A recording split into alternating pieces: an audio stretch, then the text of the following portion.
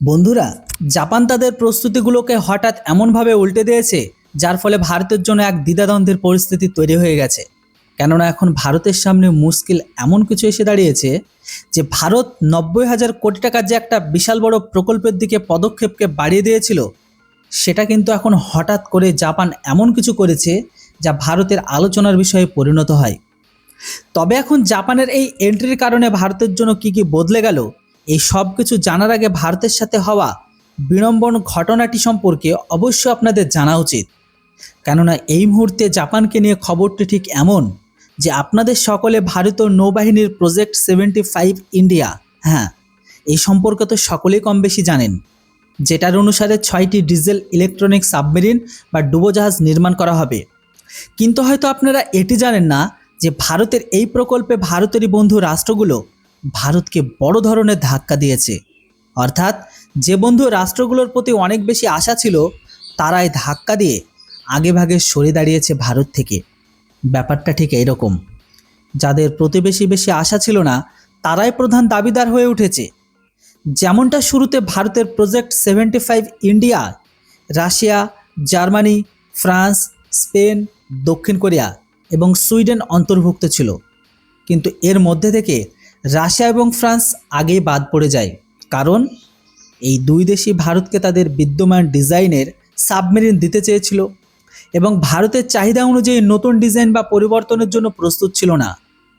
অন্যদিকে আবার সুইডেন আর দক্ষিণ কোরিয়া এই জন্য পিছিয়ে যায় কারণ ভারতের চাহিদা অনুযায়ী প্রয়োজনীয় ডিজাইন ও প্রযুক্তি তাদের কাছে উপলব্ধি ছিল না।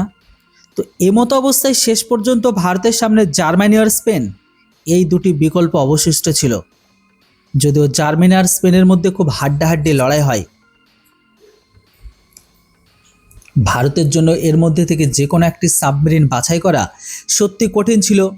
কিন্তু ভারতের মাত্র একটি নিয়মের কারণে স্পেন পিছিয়ে পড়ে। ভারতীয় নৌবাহিনীর স্পষ্ট নিয়ম ছিল এটাই যে এআইপি প্রযুক্তি সমুদ্রে যে দীর্ঘ সময় ধরে পরীক্ষিত হতে হবে, এবং ঠিক এখানে স্পেন কিছুটা পিছিয়ে পড়ে।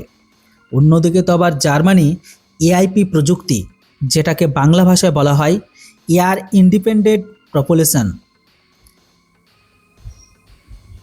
তো এই প্রযুক্তি সম্পর্কে তাদের দীর্ঘ অভিজ্ঞতার একটা সুবিধা পায়। আর এখন খবর এসেছে আগামী কয়েকদিনের মধ্যে জার্মানি ও ভারতের মধ্যে ভারতের জন্য 90,000 কোটি টাকার সাবমেরিন চুক্তিটি চূড়ান্ত হবে। কিন্তু ঠিক এরই মধ্যে হঠাৎ করে জাপানের এন্ট্রি হয়ে গেল। যেমনটা গত কিছুদিন ধরে জাপান তাদের প্রতিরক্ষা নীতিকে অনেক বড় পরিবর্তন এনেছে। পাশাপাশি জাপান এখন তাদের সাবমেরিনের দরজা ভারতের জন্য খুলে দিয়েছে। কিন্তু সমস্যা হলো জাপানের এই আগমন অনেক দেরিতে হয়েছে এবং জাপানও এই বিষয়টি জানে যে আপাতত তারা ভারতের প্রজেক্ট 75 ইন্ডিয়া কোনো জায়গা পাবে না এবং কোনো বড় অবদানও রাখতে পারবে না। কিন্তু এখন এখানে জাপান অনেক বড় এক দাবি করেছে যে তারা ভারতের পরবর্তী সাবমেরিনের প্রকল্পে অনেক বড় ধরনের এন্ট্রি দেবে।